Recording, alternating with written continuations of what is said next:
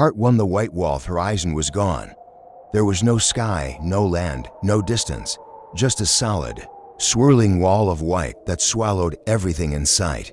The snowstorm had rolled in like a living creature, dragging the temperature down to an impossible -71°C. In Yakutia, they call this kind of cold the breath of the dead. Somewhere in that whiteout, 1,000 reindeer pressed forward, their shaggy coats crusted with ice, nostrils flaring against the freezing air. The herd moved like a single, heaving body, a tide of antlers and hooves, guided by a handful of nomads whose faces were hidden behind layers of fur and frost. No one spoke. Speech would have been useless anyway. The wind ripped words apart and flung them into nothing. Even the sound of the herd was muted, swallowed by the storm.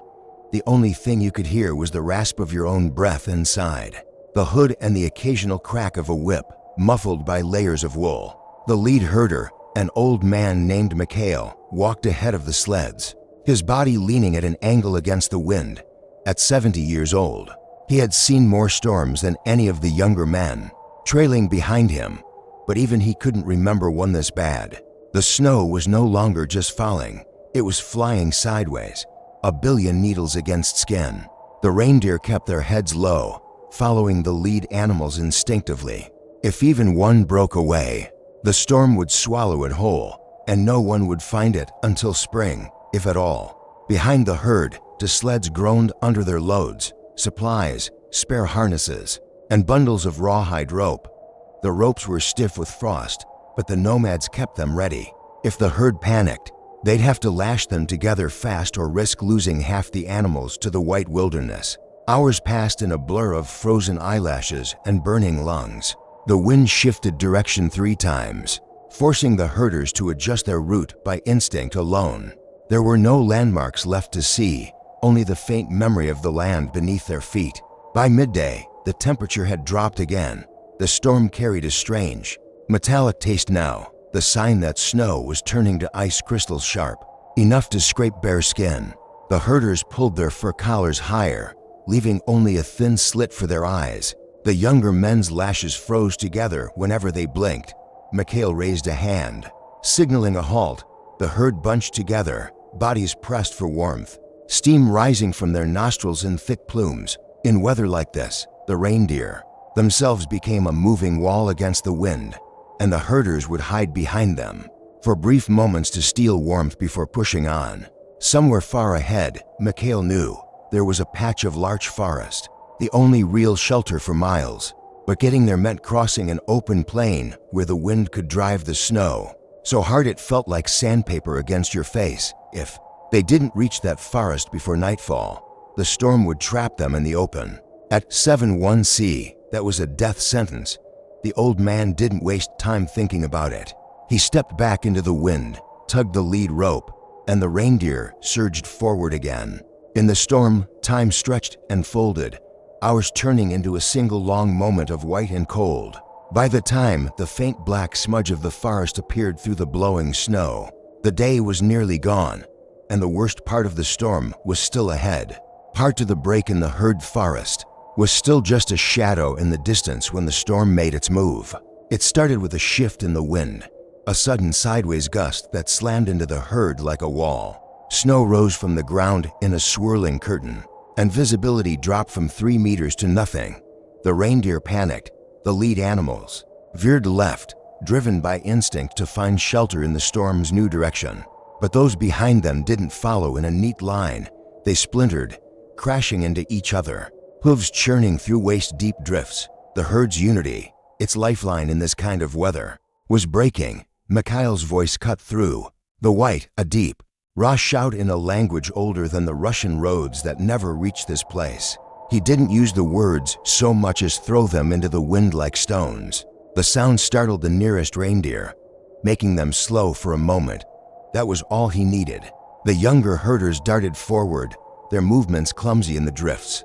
They carried the rawhide ropes slung over their shoulders, uncoiling them in the air. In seconds, they looped the first animals they could reach, lashing them in pairs so that if one tried to break away, it would drag its partner with it. It was brutal work. Every second of fumbling meant numb fingers, and numb fingers meant death in this cold. Frostbite didn't creep up here, it struck like a knife. You looked down and realized your skin had already turned gray. Behind them, the sled drivers cracked their whips, not to hit the animals, but to send sharp reports through the white noise of the storm. The sound helped the reindeer locate the center of the herd, kept them from drifting into the blizzard's empty mouth. A sudden movement in the corner of Mikhail's vision. One of the younger bulls had broken loose, charging into the white void. Without thinking, he lunged after it, his boots plunging into drifts that swallowed him to the thigh. The animal was fast, desperate, but in the storm's blindness, speed was dangerous. It stumbled, giving Mikhail enough time to throw the rope over its antlers and brace himself. The jolt nearly wrenched his shoulder out of place, but the bull turned, bellowing in frustration, and stumbled back toward the herd. Minutes dragged like hours, but slowly, painfully. The herd began to move as one again, their flanks pressed. Together, heads down, they pushed forward in a single living mass. The snow hissed around them, scratching at their coats, whispering against fur-lined hoods. The forest was closer now, a dark smear against the endless white. Between the trees, they'd find shelter from the wind, enough to build a fire and feed the animals. But every step toward it felt like walking through deep water, the drifts swallowing the sleds, the runners shrieking against hidden ice. Finally, the first line of trees emerged from the white. Tall larches, their branches thick with ice, swayed under the force of the wind. The moment the herd stepped into their shadow, the world changed. The howl of the storm dulled to a muffled roar, the air slightly less biting, the ground firmer beneath their hooves. They had made it through the open plain, but Mikhail knew this wasn't victory. The storm would still rage through the night, and the herd, restless and hungry, would need guarding. Out here, safety was only ever temporary. That night, as the wind clawed at the treetops, the herders sat close to the fire, their faces glowing orange against the black and white world. The reindeer huddled in a tight circle, their breath rising in great clouds. Somewhere beyond the tree line, the white wall still waited. Tomorrow, they would have to walk straight into it again. Part 3, Shadows in the White Dawn. The forest was no longer a shelter, it had become a trap. The wind still screamed between the large trunks, whipping up plumes of powdered ice that stung the eyes and coated every beard with frost. The storm outside had driven the temperature even lower, and now it pressed in, heavy and still, the kind of cold that made would groan and crack like gunshots. The reindeer were restless. They shifted in place, stamping their hooves into the snow, tearing at the icy ground to reach the hidden moss. Every so often, one would raise its head sharply, ears twitching toward the shadows between the trees. The herd's instincts were sharper than any human's. They could feel it before the herders could see it. Mikhail noticed first a faint movement far back in the tree line, a ripple in the snow, too low to be wind, too steady to be drifting ice. He didn't speak, just made a small gesture with his mitten to fingers to the side. The nearest herder, Pavel, nodded and slowly reached for the old Soviet rifle slung over his back. Wolves, they were always there in winters like this, trailing the herds for days, waiting for storms to weaken them. The herders called them Sarikvost, the gray tail, because they followed like a shadow you could never outrun. And now, in this whiteout, they had the perfect cover. The men didn't panic. Panic was for people who didn't know how far away the nearest village was and how impossible it was to get there in a blizzard. Instead, they tightened the herd. Rawhide ropes stretched between the sleds, making a moving wall the reindeer wouldn't cross. Fires were stoked higher, not for warmth but for light. Wolves didn't fear the flame itself, but the shifting glow kept them guessing. Hours passed like that. White snow, black trees, gray shadows that came and went. Sometimes the wolves vanished for so long it seemed they had gone, only to reappear from another angle. They were testing the herd's defenses, looking for the old, the weak, the separated. At one point, a young doe strayed just a few meters from the outer circle to reach a patch of lichen. In a heartbeat, a wolf broke from the trees, a streak of muscle and frost. Pavel fired once, the shot cracking through the storm, and the wolf tumbled into the snow. The rest melted back into the forest without a sound. That night, no one slept. The herders rotated in pairs. patrolling the perimeter with rifles and torches. The fire in the center burned low, the last of the drywood feeding it. The reindeer lay in a circle, their heads all facing outward, antlers like a spiked barricade. Somewhere deep in the trees, a wolf howled, long, low, and mournful. It wasn't a challenge, it was a promise. Tomorrow, the herd would have to move again. The wolves knew it, and so did the men.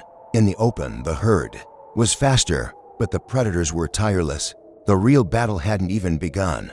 Part 4. The last pushed morning was not a sunrise, just a slow lightening of the sky from black to a dull, metallic gray. The storm had eased, but the air felt sharper, as if it could slice through layers of fur and felt boots. Every breath burned in the throat. The herders wasted no time. Ropes were untied, sleds loaded, and the herd began to move, hooves crunching over the crusted snow. The forest fell away within minutes, replaced by the endless white of the open tundra. Out here, there was nothing to break the wind. It slammed into their faces in long, icy gusts, carrying fine needles of frost that stung like sparks from a fire. The reindeer moved in a wide line, their breath rising in plumes. The herders rode at the edges, whistling, calling, cracking long whips in the air to keep the animals together. The danger now was not just wolves, it was exhaustion. In the tundra, there was no cover, and any animal that fell behind was as good as gone. By midday, the shadows appeared again. First one, then 3, then a dozen, trotting along the horizon, keeping pace with the herd. The wolves didn't need to hide anymore. Out here, they were kings of the flat white world.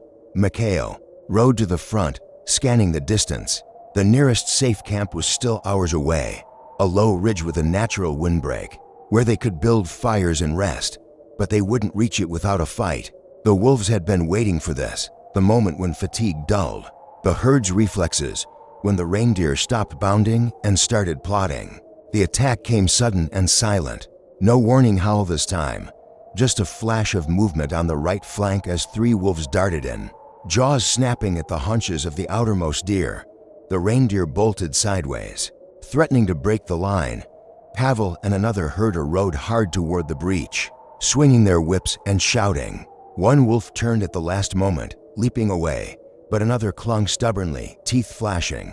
Mikhail fired, the crack echoed across the tundra, and the wolf dropped, sliding into the snow. The rest pulled back, regrouping. It went on like that for hours, darting strikes, quick retreats, the herd tightening and stretching like a living rope. The herders knew they couldn't kill them all. The wolves would follow until nightfall, hoping for one mistake. When the ridge finally appeared through the haze, it was like a promise of salvation. The herd surged forward, sensing safety. Fires were built fast, fed with whatever driftwood and frozen brush they could find. The reindeer huddled close, steam rising from their bodies in the orange light.